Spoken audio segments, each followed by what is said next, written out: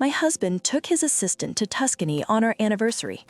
I didn't answer. I sold a townhouse and disappeared before his plane left the ground. The message arrived at 5:52 a.m.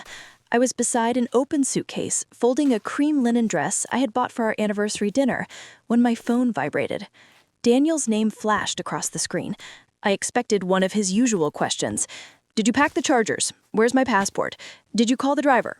Instead, I read, Mara, don't come to the airport. I'm taking Sophie with me. She's spontaneous, she makes me feel alive, and she deserves this trip more than you do. We'll discuss the divorce when I get back. Please don't make a scene.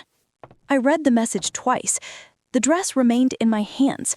Boston was waking beneath a gray April sky. For several seconds, I heard only my breathing. Then I laughed. Not because it was funny.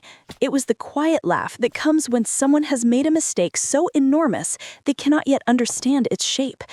Daniel believed he had abandoned his wife in the home they had built together. What he did not know was that the home had never belonged to him. My name is Mara Bennett. I was 37 that morning, and before I married Daniel Shaw, I had spent 11 years as an attorney specializing in asset protection and private trusts. At 32, I left my firm to manage the estate of my grandfather, Arthur Bennett, a brilliant widower who built his fortune buying neglected buildings before their neighborhoods became fashionable. He trusted very few people. He trusted me. Daniel and I met at a museum fundraiser 4 years before Arthur's death. He owned a growing hospitality company, wore confidence like a tailored jacket, and had a gift for making everyone feel important. We dated for a year and married the following spring. The Beacon Hill townhouse was Arthur's wedding gift to me. After the reception, he handed me an envelope and said, "Your trust, your signature, no shared title." At the time, I thought he was overly cautious. Now I understood. He had simply lived long enough to recognize patterns. The property had been purchased for $4.1 million through Bennett Private Holdings, controlled entirely by my family trust. I was the sole beneficiary. Daniel's name appeared nowhere on the deed or operating agreement. For nearly 5 years, Daniel had called it our place, renovated the study, hosted investors there, and bragged about the rooftop view. He had never asked to see the ownership papers. At 6:07 a.m., I placed the dress back in the suitcase and called Julian Mercer. Julian had sold luxury property in Boston for almost 30 years. He knew when a Bennett asked for speed, questions could wait. He answered on the 4th ring. Mara, I need the house sold. A pause. How quickly? Before Daniel returns from Italy. That gives us 8 days. No, I said, looking at his message. You have 48 hours. It was settled. Julian exhaled slowly. 48 hours is possible, he said, but only if you're willing to sacrifice price. I am. How much? List it 20% under market. Cash buyers only, no financing, only a title review. Is the ownership clean? Completely. Bennett Private Holdings. No co-owner, no mortgage, no liens, no marital claim. All right, he said. Give me until noon. I ended the call and walked to the window. A black SUV was pulling away from the curb below. Through the rainy glass, I saw Daniel in the back seat, his phone in one hand and a silver suitcase beside him. He never once looked up. Sophie was waiting with a passport and a story she had chosen to believe. I watched it disappear, then opened my laptop. The affair had not started with that message. Betrayal rarely arrives at once. It arrives through small inconsistencies that are easy to excuse because the truth would require action. The first warning came 16 months into marriage. Daniel said he was spending a weekend in Providence inspecting a hotel. On Saturday evening, our shared travel card sent me a notification. A restaurant in Manhattan. Dinner for two, $486. When I asked, he did not hesitate. One of the investors used the wrong corporate card. Accounting will fix it Monday. His voice was calm, his eyes stayed on mine. I believed him, because trust once given becomes a habit. The second warning came the following summer. Daniel was showering when his phone lit up on the kitchen counter. I still smell your cologne on my pillow. The sender was S. Carter. When I asked who she was, he smiled. A junior designer. She probably sent it to the wrong person. That night, I told myself intelligent women did not end marriages over misunderstood messages. The third warning arrived 2 weeks before our anniversary. I found a booking confirmation in the email account we used for travel, a private villa outside Florence, 7 nights, 2 guests. Daniel had told me we were staying at a hotel in the city. The second guest was Sophie Carter. This time, I checked everything. Card statements, calendar entries, hotel receipts hidden beneath business expenses, a jewelry purchased in New York, a second phone number attached to his cloud account. 6 months of evidence appeared in less than an hour. I printed every page, sealed the documents inside a folder, and locked it in my office safe. Then I waited. A part of me still hoped he would confess before the airport. He didn't. At 11:18 a.m., Julian called back. I have 4 interested buyers, 2 developers, a family office, and an investment company from Singapore. Who can close fastest? The Singapore group, 3.5 million cash, immediate possession. The townhouse was worth at least 4.3. Accept it. Mara, you're leaving almost $800,000 behind. I'm buying time, I said. Today, time is worth more. At 12:06 p.m., I called my attorney, Rebecca Lynn. Rebecca had handled my grandfather's trusts for years. She was precise and made aggressive men nervous without raising her voice. I need you to review an emergency sale, I said. Whose property? Mine. I explained everything in 3 minutes.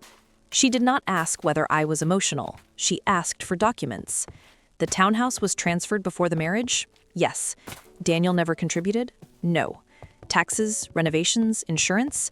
Paid through Bennett Private Holdings. And no agreement gives him an interest? None. Rebecca paused. Your grandfather protected you very well. He did. Send me Julian's offer. I'll have the contract ready within 2 hours. The purchase agreement arrived at 2:11 p.m. The buyer was Meridian Capital Asia. They waived inspection and requested possession after closing. I signed 2:19. By 3:04, Rebecca confirmed the buyer had wired a 10% deposit, $350,000. Daniel was probably above the Atlantic, drinking champagne beside Sophie and imagining me crying in the house he believed was his. Instead, I opened his closet. His suits were arranged by season. His watches rested in a walnut case, and every pair of shoes had been polished before important meetings. He liked to say he succeeded because he noticed details. I realized that was only true when the details concerned him. I did not destroy anything. I filled 4 bags with suits, shoes, shirts, belts, watches, and framed photographs. Then I placed them beside the front door. I packed my belongings into 2 suitcases, my passports, my grandmother's jewelry, Arthur's letters, the financial hard drive, 3 dresses, 2 coats, and the old cashmere sweater I wore whenever I needed to feel like myself. Everything else could remain. The furniture and paintings were included in the sale. Meridian had offered extra for the house fully furnished, and I accepted. By sunset, the rooms felt unfamiliar. It no longer felt like mine. I walked through the house once more. In the library, Daniel's decanter stood beside the fireplace. On the desk was a photograph from our wedding. He was looking at the camera. I was looking at him. I turned the frame face down. At 7:30 p.m., Rebecca called. Closing is Thursday at 10. The buyer completed title review. That fast?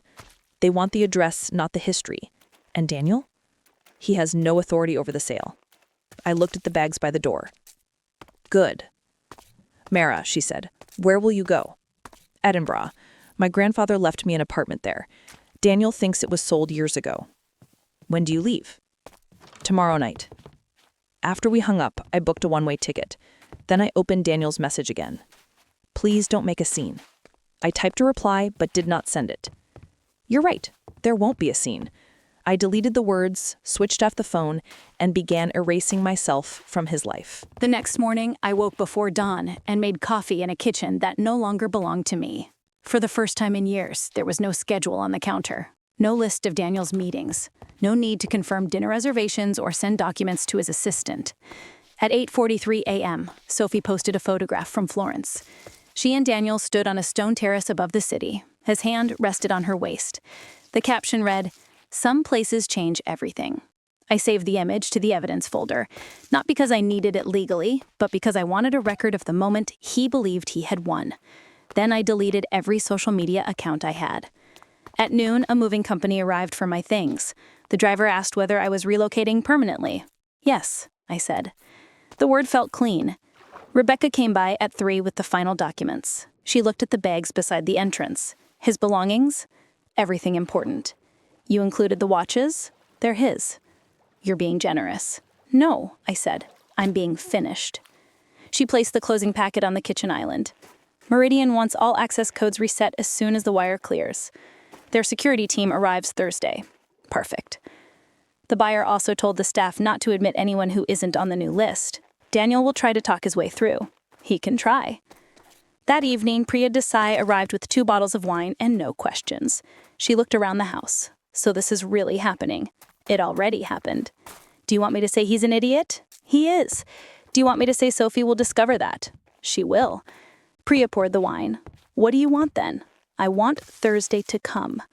We sat on the floor because the dining chairs were now part of Meridian's inventory. Priya found the wedding photograph I had turned face down. She studied it, then placed it inside one of Daniel's bags. He can keep the evidence, she said. I laughed for the first time that day. Thursday arrived bright. At 9:56, Rebecca called from the closing office. The buyer has signed. At 10:08, the balance hit the trust account, $3,150,000 after fees. At 10:11, the property legally belonged to Meridian Capital Asia. By 10:30, every lock, code, and security permission had been changed. At 11:15, I handed the keys to Meridian's representative, a quiet man named Wade Chen. He checked the rooms and stopped beside the 4 black bags. Personal property? My husband's. Should we dispose of it? No. Hold it until he comes. When will that be? Sunday night. Wei nodded. We will make sure he receives everything. I thanked him, took my suitcases, and walked outside. A car waited at the curb. As we pulled away, I looked back once. Not at the house, at the windows. For years, I had stood behind them, believing security meant staying. Now I understood that sometimes security meant knowing exactly when to leave. At Logan Airport, I checked one suitcase and carried the other with me. My flight to Edinburgh departed at 8:40 p.m. The ticket was one way. The airline app displayed a warning, asking whether I had forgotten to book the return journey. I had not. While I waited near the gate, I turned on my phone one final time. There were 9 messages from Daniel. The first 3 were photographs from Tuscany, a vineyard at sunset, a table covered with white linen, Sophie smiling beside a fountain. The 4th message was different. Why are the security cameras offline? Then, did you change the alarm password? Mara, answer me. I imagined him in the rented villa, staring at his phone while Sophie waited for him to return to the version of himself he had promised her. I did not reply. Instead, I removed the SIM card and snapped it between my fingers. The boarding announcement sounded. Before switching the phone off, I sent one message. Enjoy the rest of your trip. Then I walked onto the plane. I slept for most of the flight. When I woke, morning light spread over Scotland, pale and silver above the clouds. Arthur's apartment was in Newtown, on a quiet street lined with Georgian buildings and black iron railings. He had bought it 20 years earlier and visited only twice, but always refused to sell. One day, he once told me, someone in this family will need a door that opens somewhere else. The apartment smelled faintly of old wood and lavender polish. White sheets covered the furniture. Dust rested on the windowsills. Books stood untouched beside the fireplace. I opened every curtain. For 2 days, I did almost nothing. I slept. I walked without knowing where I was going. I bought bread, cheese, and coffee from a shop on the corner. On the 3rd morning, Priya called through a secure video app. You look alive, she said. I'm working on it. Daniel lands tonight. I know. Are you nervous? I looked at rain moving across the rooftops. No, that was not entirely true. I was not afraid he would win. Rebecca had made certain he could not. But part of me feared hearing his voice. The old reflex to explain myself had not disappeared simply because the marriage had. At 9:17 p.m., Boston time, Priya sent one word. Home. Daniel and Sophie had landed an hour earlier. According to the building manager, they arrived just after 10, sunburned and laughing, pulling matching luggage through the entrance. Daniel tapped his key fob against the reader. The light flashed red. He tried again. Red. He pressed harder, as if access depended on confidence. The concierge stepped from behind the desk. "Mr. Shaw, that credential is no longer active." Daniel frowned. "Reset it." "I'm unable to do that. This is my residence." The concierge remained polite. "Sir, the property was transferred to new ownership on Thursday." For several seconds, Daniel did not move. Then he laughed. Sophie stared at him. Her smile disappeared. Daniel's laugh was short. "Transferred by whom?" The concierge glanced at the security supervisor. "By the legal owner, sir." "I am the legal owner." "No, Mr. Shaw, you were a resident." Sophie turned to him. "What does that mean?" Daniel ignored her. "Call Mara." "We have no contact information from Ms. Bennett," the concierge said. "You may collect your belongings under supervision." A security officer accompanied them upstairs. Daniel kept calling numbers that failed. When the elevator opened, the hallway looked the same, only the lock was different. Daniel entered the old code. The keypad flashed, access denied. Then he knocked. Wei opened the door. "Mr. Shaw, you are no longer authorized to enter." Daniel stared past him. The lights were on, the furniture remained. Everything looked the same, but none of it belonged to him. "You bought my house?" Daniel asked. "We purchased a property from Bennett Private Holdings." "My wife cannot sell my home without permission." According to the title, it was never your home. The security officer placed 4 black bags in the hallway. One tipped over. Shoes slid across the floor, followed by shirts and the framed wedding photograph Priya had packed. The glass cracked. Sophie looked at the photograph, then at Daniel. "You told me this place was yours." "It is. You just heard them say it isn't." "This is a legal trick. Mara is punishing me." "So she owned the house and you didn't know?" Daniel said nothing. Wei handed him a sealed inventory. "You have 15 minutes to remove these items." Daniel's face changed. The charm disappeared first, then the confidence. What remained was panic. He turned to Sophie. "Book us a hotel." She stepped back. "No?" "What? I'm not paying for a hotel while you decide which parts of your life are real. I paid for Tuscany." "With whose money?" Daniel lowered his voice. "Sophie not here." She raised her suitcase handle.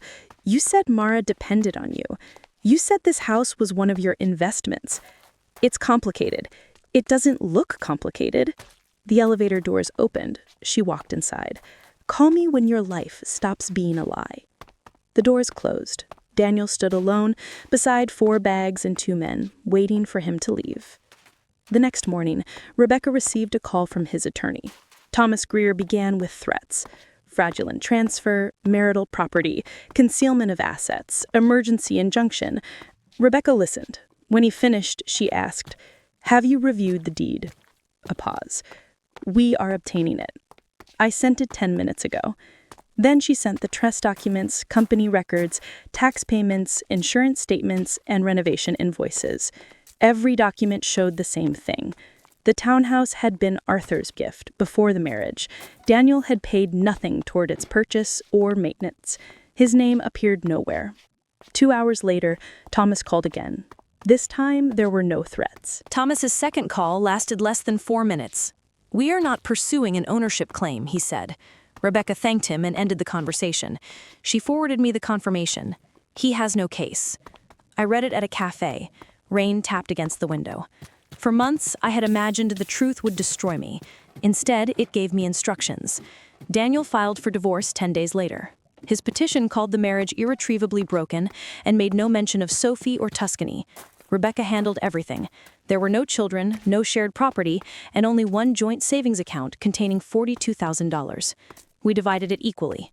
Daniel received $21,000, several boxes of clothes, and the consequences of believing every room he entered belonged to him. He tried to contact me through Priya. First, he was angry. Tell Mara she committed fraud. Then reasonable. Tell her we should discuss this privately. Then sentimental. Tell her 6 years deserve more than silence. Priya sent me screenshots, but never answered. 2 weeks later, Daniel wrote to my old work email. "Mara, I know I hurt you, but what you did was extreme. You sold the place without warning, vanished, and made me look like a criminal. Sophie has stopped speaking to me. We need to settle this like adults. I read the message twice. Not once did he apologize. Not once did he ask whether I was safe. His concern remained the same. His comfort, his reputation, his losses. I deleted the email. Edinburgh changed slowly from a hiding place into a home. I hired contractors to restore the apartment. We repaired the floors, painted the walls, and opened a doorway Arthur had sealed years earlier. Behind it was a narrow study with one tall window overlooking the gardens. I made it mine. I returned to legal work as an independent advisor for women restructuring assets after divorce or inheritance. My first client was a retired doctor whose husband had controlled every account. My second was a business owner whose fiancé wanted everything combined. I did not tell them what decisions to make. I showed them where ownership lived, where risk hid, and why love was not a substitute for understanding. By December, I had more clients than I could accept.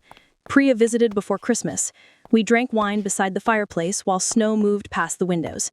She told me Daniel had attended an industry dinner in Boston. "He looks terrible," she said. "Does that make me a bad person if I enjoy hearing it?" "No, it makes you briefly human." I smiled. "And Sophie?" "Gone. She returned every gift except the plane ticket. That seems efficient." Priya laughed. Then her expression softened. "Are you happy?" I looked around the apartment. Books covered the shelves. Arthur's letters rested beside my desk. For the first time in years, nothing had been chosen to impress anyone. "I'm becoming happy," I said. It was the most honest answer I had. In January, the divorce hearing lasted 12 minutes. I attended by video from Rebecca's office in Edinburgh. Daniel appeared in a dark suit beside Thomas Greer, looking thinner than I remembered. Separate property remained separate. The savings account had been divided. Neither party requested support. "Do you both understand the terms?" she asked. "Yes, Your Honor," I said. Daniel hesitated, then answered. "Yes." The judge signed the order. 6 years ended with a digital signature and the sound of a file closing. Daniel tried to speak after the hearing. "Mara, wait." Rebecca muted the call before I could respond. "You owe him nothing else," she said. "I know. But knowing and feeling are different things." That evening I sat on the study floor with the divorce order beside me. I expected relief, grief, or certainty. Instead, I felt quiet. The marriage had ended long before the judge made it official. It had ended in every dinner where Daniel checked his phone while I spoke. In every trip I chose not to question. In every lie I helped him hide because the truth felt too expensive.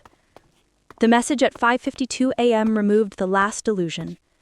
I poured wine and opened Arthur's final letter. He had written it weeks before his death. "Mara, people will tell you love requires trust. They are right. What they forget is that trust should never require blindness. Protecting yourself does not make you cold.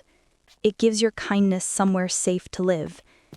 Never confuse being needed with being valued." I read until the words blurred. For years I had been useful to Daniel. I reviewed contracts, remembered birthdays, hosted dinners, managed the house, and made his life effortless. He had mistaken my competence for dependence. Worse, I had mistaken his reliance on me for love. Selling the townhouse did not heal that. Money could not return the years or erase the moments when I abandoned my instincts. But it gave me distance. Distance gave me clarity, and clarity gave me a life that no longer required permission. By spring, my advisory practice occupied 2 rooms near Charlotte Square. I hired an assistant named Layla and offered free monthly consultations for women leaving financially controlling relationships. Some arrived angry. Some arrived frightened. Many apologized for not understanding their accounts. I told them the same thing. You are not foolish because someone benefited from keeping you uninformed. One afternoon, a client asked why I had chosen this work. I considered giving the professional answer. Instead, I said, "Once I discovered that the house my husband thought he owned belonged to me. And that was the least important thing I learned that day." She laughed, then cried. "So did I." Not from pain, from recognition. A year after the message, I returned to Boston for Arthur's foundation meeting. I did not visit the townhouse. Some doors do not need to be reopened to prove you were strong enough to leave them. The foundation meeting ended before sunset. As I crossed the hotel lobby, I saw Daniel near the bar. He looked older in the way people do when certainty has stopped protecting them. The confidence that once filled every room seemed assembled. "Mara," he said. I stopped. "I heard your firm is doing well." "It is." "I didn't know you were coming back." "I'm not back. I'm visiting." "I was angry for a long time," he said. "That wasn't my problem. I know that now." Sophie left before we reached the hotel. The company nearly lost 2 projects. Investors heard what happened and decided I was careless. "You were careless." "I thought I understood everything." "You understood what served you." "I'm sorry." I had imagined those words many times. In reality, they arrived too late to carry weight. "What are you sorry for?" "For humiliating you. For lying. For believing you would always be there no matter what I did. That last part is the only honest thing you've said." He lowered his eyes. "I did love you." "No, you loved the life I built around you. You loved how easy I made everything feel. That isn't the same." He had no answer. I stepped around him. "Mara," I turned once. "Was selling the house worth it?" I thought about Edinburgh, my office, and the clients who arrived frightened and left with choices. "Yes," I said, "but not because it hurt you." I left him beside the bar. Outside, Boston was cold and bright. People hurried past carrying ordinary pieces of lives that had nothing to do with mine. That evening, Priya and I had dinner near the river. "Did you see him?" "Yes." "And?" "He apologized." "Properly?" "Almost." "Did it feel good?" I looked at the lights on the water. It felt finished. Next morning, I flew home.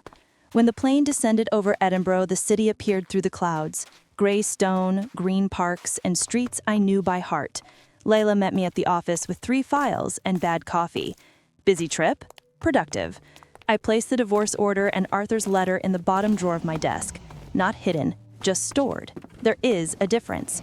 Daniel's message had been designed to make me feel replaceable. He believed cruelty would reduce me to pleading, that I would wait inside a house he assumed was his until he returned to explain my abandonment. He was wrong about the house. He was wrong about me. But the greatest lesson was not that revenge can be planned or that paperwork can defeat arrogance. It was this: when someone shows you that your pain is convenient to them, believe what they are showing you. Then check the deed, check the accounts, check the doors you still have the power to open. And when the moment comes, leave without asking permission. Daniel flew to Tuscany believing he had replaced his wife. By the time he returned, he had lost the home, the mistress, and the version of himself he had sold to everyone. I lost a marriage. Then I found my life.